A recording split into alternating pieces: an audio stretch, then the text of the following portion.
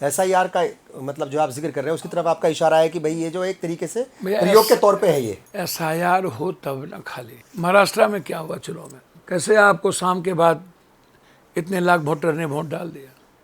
चुनाव आयोग की चालाकी समझिए। इसके पहले एक साथ चुनाव होना था हरियाणा और वहाँ का, उसको 3 महीना बाद कर दिया, इसको 3 महीना पीछे कर दिया। आप सोच, उसके बाद दिल्ली में क्या हुआ। आप लगातार जिस तरीके से चुनाव आयोग हाईजैक करते जा रहे हैं और हम लोग विपक्ष लोग हाथ पर हाथ धरे कुछ समझ नहीं पा रहे हैं। कभी महाराष्ट्र, कभी कुछ। अब बिहार।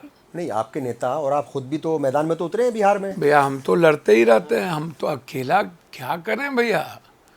फिर कोई स्थिति तो है नहीं। आपने कहा ना कि विपक्ष हाथ पे भैया हाथ आप धरे बैठा हमको है। एक बात बताओ ना, आज भी बोले राहुल कभी गांधी। कभी चुप रहो। कभी आप जो ये हालात है, जो परिस्थितियाँ, मणिपुर पर देश में हंगामा हुआ, कल झारखंड, साउथ, तमिलनाडु सबका बंटवारा कर देगा, परिसीमन कर देगा। बिहार के बाद आसाम में 2-2 करोड़ वोट को ये निकालेंगे। क्या करोगे आप?